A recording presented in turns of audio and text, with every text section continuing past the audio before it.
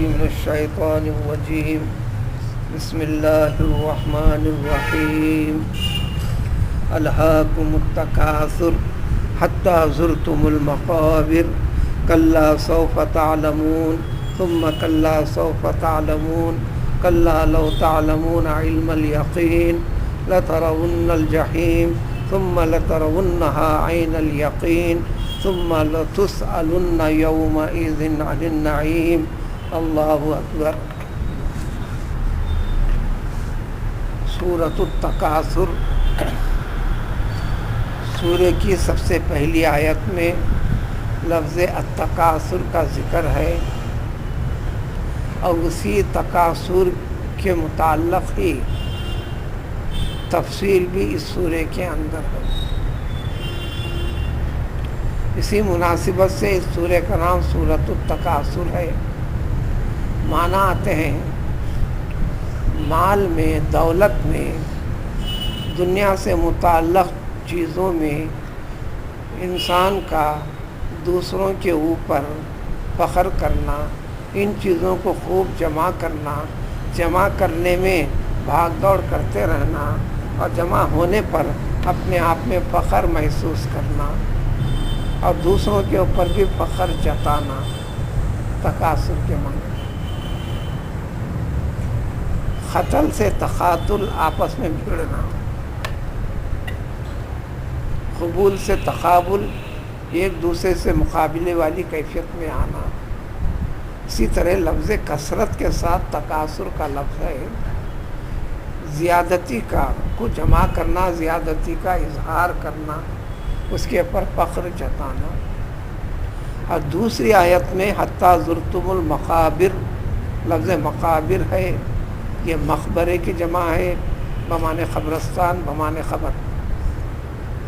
اس لیے سورہ کا دوسرا نام ہے سورۃ المقبرہ. سورۃ التکاثر بولو یا سورۃ المقبرہ بولو، خبر کا تذکرہ.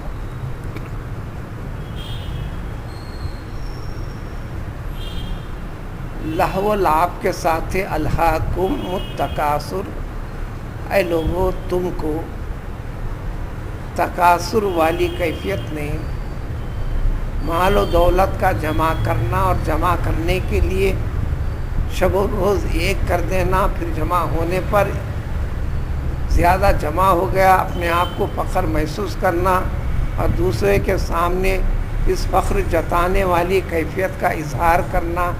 یہ کیفیت نے تم کو غفلت میں ڈال کر رکھا ہے آخرت سے. یعنی انسان شب و روز اپنے آپ کو مشغول مصروف رکھتا ہے، بھاگ دوڑ کرتا، یہ کرتا وہ کرتا. اتنا جمع ہوا اور جمع کرنا اور جمع کرنا اور جمع کرنا اور جمع کرنا.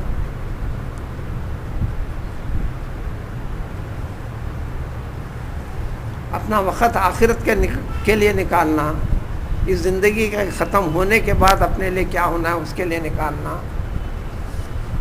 یہ وہ مشغلہ ہے انسان کا جو انسان کو اپنی آخرت سے غفلت پیدا کرتے چلتا ہے. الہاکم کے معنی تم کو غفلت میں ڈال رکھا ہے.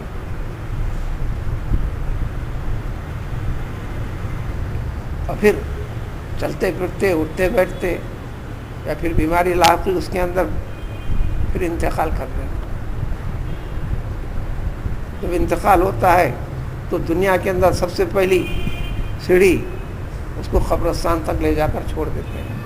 حتی زرتم المقابر، بالآخر تم خبر میں چلے جاتے ہو. خبر میں جانے تک بھی تم اسی کے اندر مشغول و مصروف اپنے آپ کو رکھتے ہو. باقی رہنے والی چیز کے بارے میں کبھی کیا غور کیا ہے تم نے؟ اس سورہ کو خاص طور پر کئی بار تلاوت فرماتے پیغمبر صلی اللہ علیہ وسلم، ایک ایک آیت کی وضاحت، تفصیل، تشریح پیدا کرتے چلتے تھے. ایک بار فرمایا رسول اللہ صلی اللہ علیہ وسلم نے،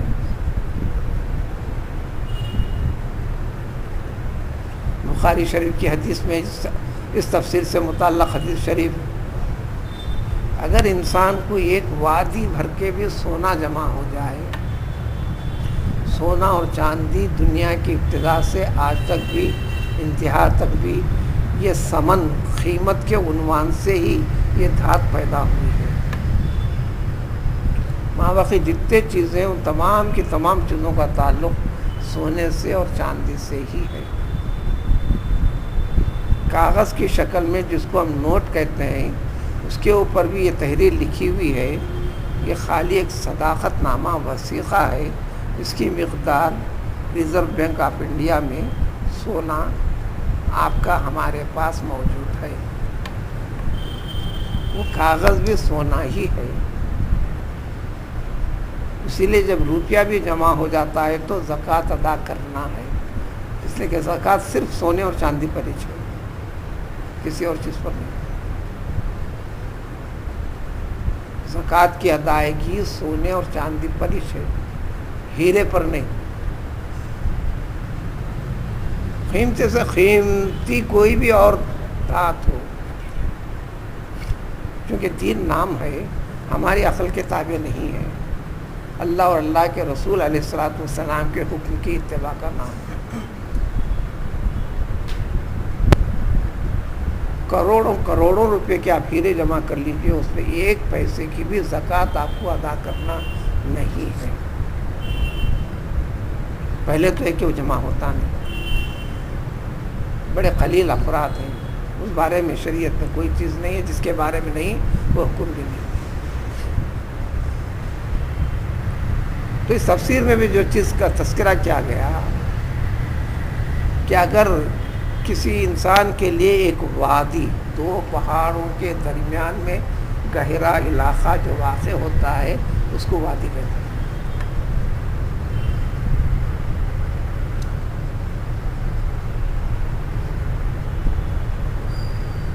تو ایک وادی بھر پہ سونا اگر انسان کے پاس جمع ہو جائے، یعنی اتنا امیر کبیر ہو جائے، تو بھی اکتفا نہیں کرے گا، تو وہ چاہے گا اس سے مزید 2 وادی سونے کی ضرورت ہے، اس کے لیے کیا کریں؟ یہ بخاری کی حدیث میں ہے، دیگر حدیث میں یہی حدیث اس الفاظ کے ساتھ ہے، یہ اگر انسان کے پاس 2 وادی برابر سونا بھی ہے تو پھر وہ چاہے گا تیسری وادی کی ایک فکر کرے، یعنی بات ختم نہیں ہوگی۔ مال کے اندر کھیل کھیلنے والے دنیا کے افراد جو لاکھوں کروڑوں ملینوں بلینوں کے اندر ان کے تذکرے بھی فخر کے طور پر وقتاً فوقتاً مختصر سی نوٹ اخباری دنیا میں بھی آتی ہے، تو بھی ان کا اکتفا اس مال کے اوپر نہیں، اس سے آگے بڑھنے کی فکر کے اوپر ان کی چلتی ہے۔ نتیجے سامنے ہیں، اس کی تفصیل کی ضرورت بھی نہیں ہے، یہ فطرت ہے انسان کی، اور دنیا میں لگے ہوئے انسان کی فطرت کا تقاضا ہے، یہ دنیا داری ہے۔ مال کے ساتھ بے تعلقی کا ذکر نہیں کرتا اسلام، ہاتھ پہ ہاتھ دھر کر بیٹھنے والا شخص اسلام کے اندر برا شخص ہے۔ مسلمانوں میں شب و روز عبادت کرنے والا، سال بھر وقتاً فوقتاً روزے رکھنے والا یقیناً نیک ہے،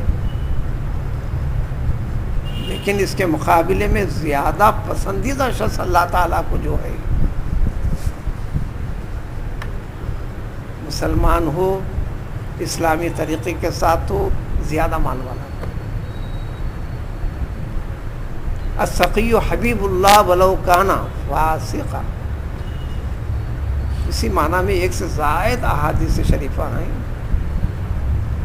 ایسا سخی مسلمان اللہ تعالیٰ کا صدیق ہے، حبیب ہے، پیارا بندہ ہے، بھلے فاسق ہوتا کیوں نہیں، یعنی کبھی کبھار حقوق اللہ کی ادائیگی میں کبھی نماز چھوڑ دیتا ہو، کبھی غلطیاں ہوتی ہوں، یہ کرتی ہوں، واضح طور پر اس کی غلطیاں نظر بھی آتی ہوں، لیکن اپنے مال کو ظاہر ہے جب مسلمان ہو، اسلام کے ساتھ جڑا ہوا ہو، اسلامی فکر اپنے مال کے ساتھ جوڑتا ہو، اسلامی نقطۂ نظر سے جو صرف کرتا ہے تو سب کچھ صرف انفاق فی سبیل اللہ ہوا. اہل و عیال کے حقوق حدود میں رہ کر ادا کرتا ہو، ایمانی نقطۂ نظر سے کرتا ہو، سارے کے سارے انفاق فی سبیل اللہ ہوا. تو سقی و حبیب اللہ ولو کان فاسقا. تو عابد کے مقابلے میں، زاہد کے مقابلے میں اس کا درجہ بڑھ گیا. البخیل عدو اللہ ولو کان عابدا، اور کما قال نبی علیہ الصلوۃ والسلام، شب و روز عبادت کرنے والا، تسبیح لے کے ڈھالنے والا ہوتا کیوں نہیں.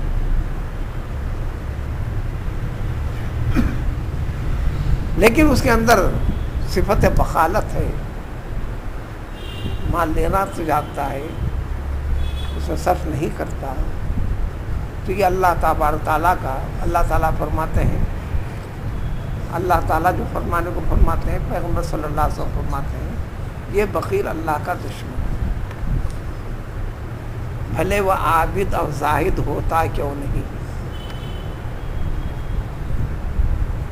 تو نماز اور روزے سے بڑھ کر انسان کے ساتھ جو جڑا ہوا مال ہے، مال میں عبادت کا سب سے بڑا عمل دخل ہے. اسی کی تفسیر کے دوران میں رسول اللہ صلی اللہ علیہ وسلم نے فرمایا، انسان کو ہمیشہ شب و روز فکر رہتے، مال کہاں سے آتا، کدھر سے آتا، کہاں سے، کیسا جمع کروں، وہاں جاؤں گا، وہاں لوں گا، یہ کروں گا، وہ کروں گا. تو سو جاتا ہے تو خواب میں بھی مال، لخ لخا لگا ہوا رہتا ہے، بھلے زبان سے نہ کہتا، فکر میں مالی مالی مالی. حضور صلی اللہ علیہ وسلم نے فرمایا، مالکا من مالکا الا ان تاکلا وتفنیا اور تلبسا اور تبلیا. انسان اپنا مال کی شب و روز کو فکر رہتی ہے. ارے تیرا مال ہے کیا؟ تیرا مال تیرا نہیں ہے. ہاں جو تو کھایا، ختم کیا، وہ تیرا مال ہے.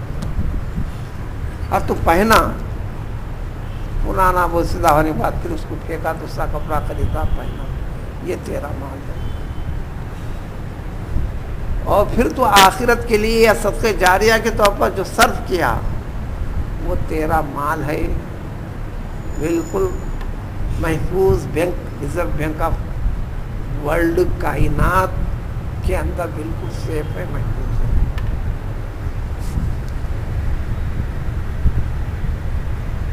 اس کی حد کم سے کم اضافے کی 10% ہے. من جاء بالحسنۃ فلہ عشر امثالها، 10 گنا اضافہ.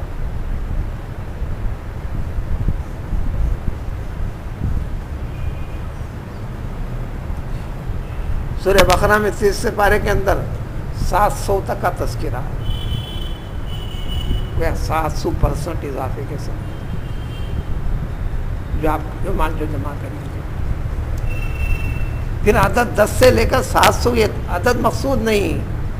آپ کے قلبی کیفیت، خلوص اللہ کی طرف جو ہوں گا، وہ 700 سے بڑھ کر بے حد و حساب اللہ تعالیٰ اپنی شان کے مطابق اس کو عطا کریں گے.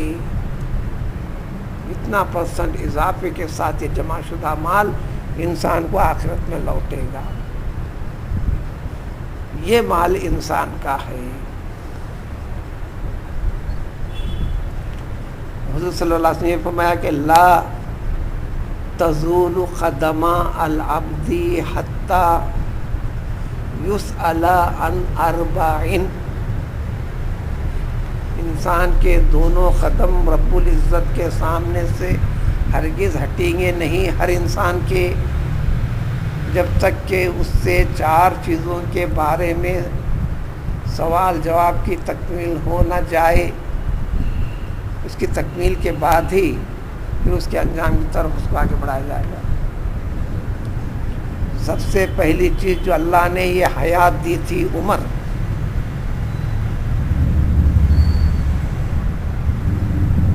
سن شعور سے لے کر سانس کے ختم ہونے تلک کی عمر کے بارے میں،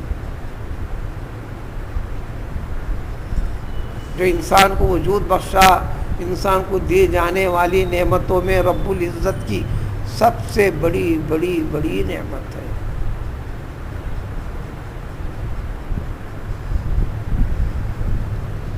کہ تو اس کو صرف کیسے کیا، تو ہر حرکت کا جب یہ سمجھ میں آئے تو قرآن سمجھ میں آنے لگتا ہے۔ والذین هم عن اللغو معرضون،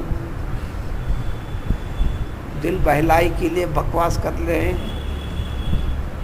جوک بیان کر رہے ہیں، لطیفہ بازی ہو رہی ہے، فلاں نائٹ میں وقت پاس کر رہے ہیں۔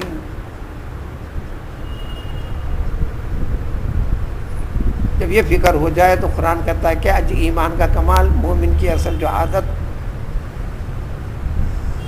یہ سب فضول اور لغو چیزوں کے اندر لگتا نہیں، اور جب لگ جاتا ہے، جب احساس ہوتا ہے تو توبہ کرتا ہے۔ توبہ کرنے کے بعد وہ لگا ہوا شخص پھر توبہ کرتا ہے نادم ہو کر، وہ بندہ اللہ کے پاس بڑے درجے میں پہنچ جاتا ہے۔ دنیا خطا کا مقام ہے، مگر خطا پہ باقی رہنے کا مقام نہیں ہے۔ یہ قرآن، یہ دین، یہ اللہ تعالیٰ ہدایت دیتے ہیں، اس سے باقی رہنے کی کوشش نہیں کرنا، توبہ کرنا، استغفار کی عادت ڈالنا۔ دوسری چیز انسان کے شباب کے بارے میں، صحت مند تندرست زندگی نوجوانی کی، وہ اعمال سب سے زیادہ خاص طور پر حساب و کتاب ہوں گی۔ تیسری چیز زندگی کے اندر انسان کے مال کے بارے میں، کس طریقے سے تیرے پاس مال آیا یا لایا، کسب کیا، کیسے کیسے تو صرف کیا، خرچ کیا۔ چوتھی چیز انسان کے علم کے بارے میں،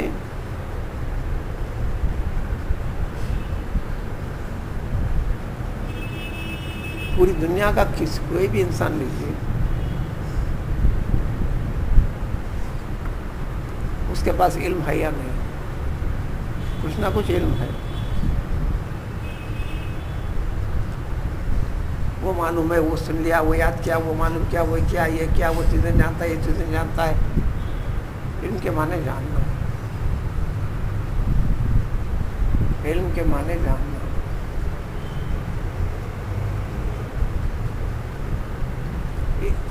لیکن قلم کے ذریعے سے، لکھائی پڑھائی کے ذریعے سے جو کرتا ہے،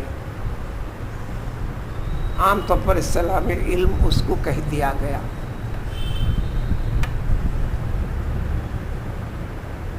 اس لیے قرآن نے بھی ذکر کر دیا، علامہ بالقلم، علامہ بالقلم، قلم کے ذریعے سے تعلیم دیا، سکھلایا۔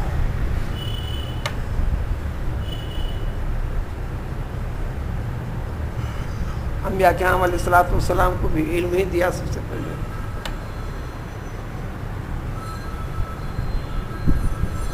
بلکہ یہ بھی فرما دیا کیا، اقرأ باسم ربک الذی خلق، وجہ تخلیق انسان کو علم ہے، علم کے لیے پیدا کیے ہیں، ساری کائنات کو جاننے کے لیے پیدا کیے ہیں، ساری کائنات کو جان کر جو تو کائنات کا ایک حصہ ہے اس کو سمجھنے جاننے کے لیے تجھ کو پیدا کیے ہیں، تو پھر ساری کائنات کے خالق و مالک کو جاننا اصل سارے علم کا خلاصہ ہے، اسی کے لیے تمہیں پیدا کیے ہیں۔ تو چوتھی چیز ہے انسان کے علم کے بارے میں، کیا کیا جانا تھا، کیا کیا معلوم تھا، اس کے مطابق تو نے اپنی زندگی کو عمل میں لایا یا نہیں لایا۔ جھوٹ بولنا برا ہے، انسان جانتا ہے، پھر بچا کیوں نہیں؟ سچائی اچھی چیز ہے، جانتا ہے، مصیبت میں کیوں پڑوں کہہ کر پھر سچائی کا انکار کیسا کیا، جھوٹ کا سہارا کیوں لے لیا؟ تو اس کے اندر انفاق فی سبیل اللہ مال سے متعلق، بس اسی میں ہوتے ہوئے انسان آخرت سے غافل ہو گیا۔ اللہ تعالیٰ فرماتے کلا، یہ چیز نہیں، آخرت سے غفلت پیدا کرنے والی چیز نہیں، ہرگز نہیں۔ اگر ایسی کرتے رہو گے سوف تعلمون، تم جان جاؤ گے، معلوم ہو جائے گا تمہیں، یعنی مرتے ہی خبر میں جاتے معلوم ہو جائے گا۔ اس لیے آیت 2 مرتبہ ثم کلا سوف تعلمون، پھر فرماتے ہیں ہرگز ہرگز ایسا نہیں۔ ان چیزوں میں لگ کر مشغول رکھ کر اپنے آپ کو آخرت سے بھلا دینا، آخرت کے لیے وقت کا نہ نکالنا، اور دنیا کی مشغولیت میں آخرت والی فکر رکھ کر اپنے آپ کو نہ لگانا، یہ غلط بات ہے، ہرگز نہیں۔ ایک تو خبر میں جان جاؤ گے، پھر ذکر کے ثم کلا سوف تعلمون، پھر خبر سے اٹھنے کے بعد، اٹھانے کے بعد حشر کے میدان میں پھر تم جان جاؤ گے۔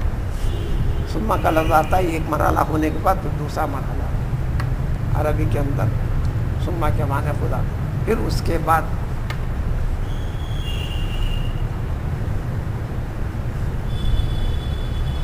عذاب القبر کے نام سے ان الفاظ سے پورے قرآن کو ایک سے زائد مطلب پڑھیے، یہ الفاظ نہیں ملیں گے، خبر کا عذاب۔ سیدنا علی رضی اللہ تعالیٰ عنہ فرماتے ہیں کہ عذاب قبر سے متعلق میں بھی الجھن میں تھا، جب یہ سورہ نازل ہوا تو پھر یقین والی کیفیت ہوگی۔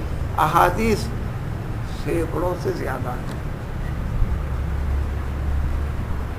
قرآن کے اندر 20 آیتیں بالواسطہ خبر کے عذاب سے متعلق ہیں، اور اس سورے کے اندر بھی کلا سوف تعلمون، خبر میں جان جاؤ گے، اچھے اور برے کا انجام بھگتنے لگو گے۔ ثم کلا سوف تعلمون، خبر سے اٹھا دیے جانے کے بعد جب جان جاؤ گے تو پھر فرماتے کلا، دیکھو یہ غفلت میں پڑنے والی چیز، ہرگز ہرگز ایسا نہیں۔ اگر تم جان جاتے، خبر میں جانے کے بعد ہی جانیں گے، خبر سے جانے سے پہلے تو نہیں جانیں گے، اس لیے لو کے ساتھ اگر تم جان جاتے یقین کا علم، یعنی جو چیزیں بتائی گئیں اس میں یقینی کیفیت پیدا کر کے جان جاتے تو ایسا نہیں کرتے، اور جو کر رہے ہیں یہ اپنے اس عقیدے کے اندر کمزور ہیں۔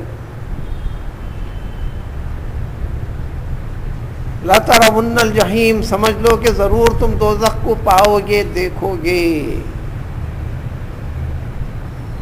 یہ چیز تم کو دوزخ تک پہنچائے گی۔ جب پہنچا دے گی، اب تو قرآن کہہ رہا ہے، وہ غیب کی چیزیں بتا رہا ہے، اس پر یقین رکھنا، اس وہی چیز ایمان ہے۔ اور جب سامنے ہوگا تو ثم لَتَرَوُنَّ، جب اس کو تم ضرور دیکھ لو گے تو عین الیقین، یقینی علم ہوگا، یعنی آنکھوں سے مشاہدے والی کیفیت، یہاں کانوں سے مشاہدہ ہے، آنکھوں سے نہیں۔ اللہ کی کتابیں جو بتاتے ہیں تو میں کانوں میں ڈال رہے ہیں، کانوں کے ذریعے سے دل میں دماغ میں، اور جب اٹھا دیا جائے گا ان آنکھوں کے ساتھ مشاہدہ ہوگا، اس وقت کی کیفیت الگ ہوگی، نرالی ہوگی۔ حضرت موسیٰ علیہ السلام، یعنی سن کر یقین رکھنا، دیکھنے کے پر یقین میں بڑا فرق ہے۔ موسیٰ علیہ السلام کوہ طور پر پارے 16 میں سورہ طٰہٰ کے آدھے سورے کے بعد یہ واقعات بڑے تفصیل کے ساتھ ہیں۔ اس میں اللہ تعالیٰ نے موسیٰ علیہ السلام کو فرمایا تھا ہم تورات دینے والے ہیں، آپ پوری قوم کے ساتھ آئیے، پورے قوم کے ساتھ آ جائیے، آپ لے کر نکل پڑے۔ اب قوم کے اندر بوڑھے، بچے، بیمار، کمزور، صحت مند سبھی چاہیے، سواری پیدل، منزل دور،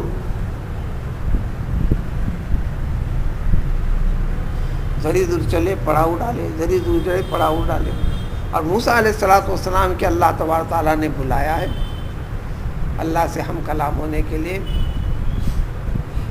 بے چین ہیں، شوق بڑھتے جا رہا ہے، تو آپ نے یہ کیا، حضرت ہارون علیہ السلام کو قوم کی باغ ڈور دے دیے، ان کو ان کی سہولت کے لحاظ سے لے کر آتے جائیے آتے جائیے آتے جائیے. میں ذرا پہلے پہنچ جاتا ہوں، اپنے رب سے کلام کا مشتاق. تو اللہ تعالیٰ نے خبر دے دیا. یہ الفاظ کے ساتھ ذکر ہے سورۃ میں، ما آجلک یا موسیٰ، اے موسیٰ اتنی جلدی کیوں کرے تم، قوم کو پیچھے چھوڑ کر آپ پہنچ گئے.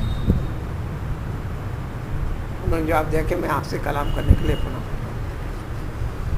ٹھیک ہے، تم نے اپنا شوق پورا کرنے کے لیے تو پہنچے ہو، تمہارے شوق کی وجہ سے ہوا کیا جانتے ہو؟ اللہ نے پوری خبر دے دی. یہ خبر دے رہی ہے کہ علم ہے. موسیٰ علیہ السلام آنے کے بعد آنکھوں سے دیکھے وہ ایک علم ہے، دونوں میں کیفیت کیا پیدا ہوئی یہ بتانا مقصد ہے، وہ واقعہ سنانا مقصد نہیں. تو اللہ تعالیٰ نے بتا دیا کہ تمہاری قوم نے بچڑے کو معبود بنا لیا، کیفیت فلاں فلاں ہو گئی. پوری تفصیل موسیٰ علیہ السلام کو بتا دیے. اطمینان سے سنے. موسیٰ علیہ السلام قوم میں ایسا ہوا، جانے علم رہا. اس کے بارے میں لمبی چوڑی بات بھی ہوئی. رب العزت سے احادیث میں اس کی تفصیل ہے. تورات اللہ تعالیٰ نے عطا فرما دیا، قوم تو پہنچ نہیں پائی وہاں تک. 10 تختیوں کی شکل میں بڑی بڑی تختیاں، غیر معمولی طاقت و قوت کے حامل.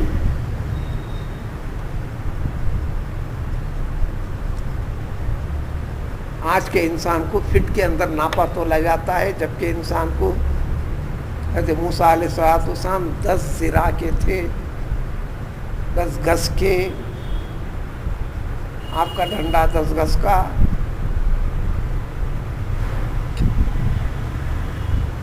آپ کی طاقت کے قوت کے پیچھے واقعات خود قرآن ذکر کرتا ہے. ایک کو تنبیہ کے لیے ہلکا سا مکہ مارا، چل ہٹ بول کر ہلکا سا مکہ مارا. سورہ قصص 20 پارے میں ذکر ہے. فَوَكَزَهُ مُوسَىٰ فَقَضَىٰ عَلَيْهِ، کا لگنا ہی تھا، مر گیا.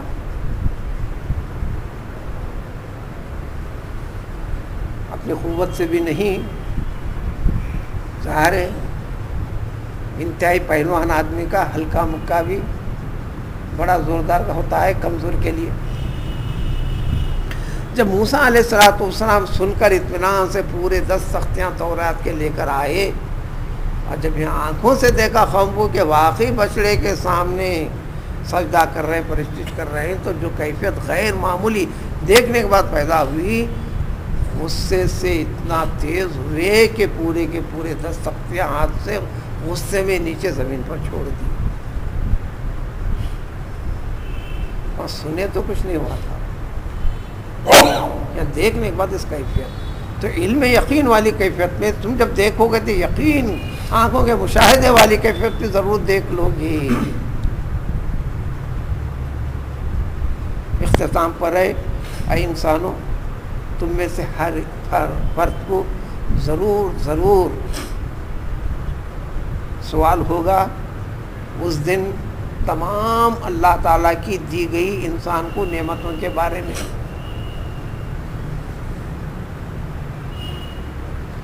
بعض صحابہ نے پوچھا، یا رسول اللہ صلی اللہ علیہ وسلم، مکے میں نازل ہوئی نا سورہ فخر و فاقے والی کیفیت بھی.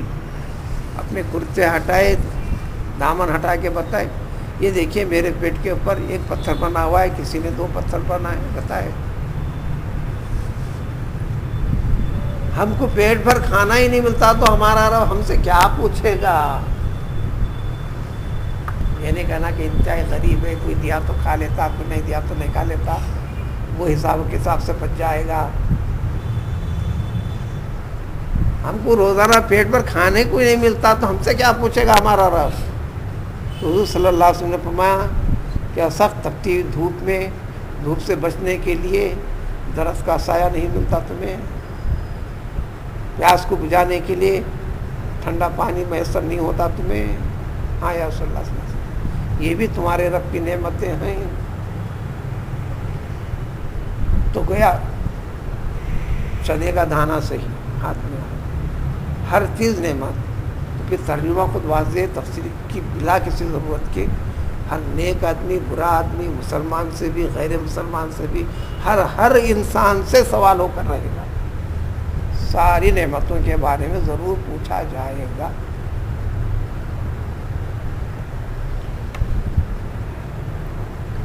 سابقہ کتابیں بھی لوگ پڑھتے ہیں، کعبہ احبار کے واقعات میں اگر تفصیل کے ساتھ بار بار پڑھیں گے تو ان کے 20 روایتیں ہیں، میں نے تورات میں پڑھا ہے، میں نے اللہ تعالیٰ کی قدیم کتاب میں پڑھا ہے، میں نے فلاں پڑھا ہے، فلاں پڑھا ہے، اور وہ چیز قرآن کے اس کے آئین مطابق ہے، تو اس کے اندر ایک روایت کا تذکرہ عام طور پر مفسرین ذکر کرتے ہیں۔ ہاں، اگر کوئی پیسے والا شخص یتیم کے ساتھ بیٹھ کر کھانا کھا رہا ہے، کھلا رہا ہے، یعنی انتہائی غریب پریشان حال کے ساتھ، اس کو دے دینا الگ بات ہے، بلائے میاں کھانا کھا لو جاؤ، وہ الگ بات ہے، خود بیٹھ کر اس کے ساتھ کھانا،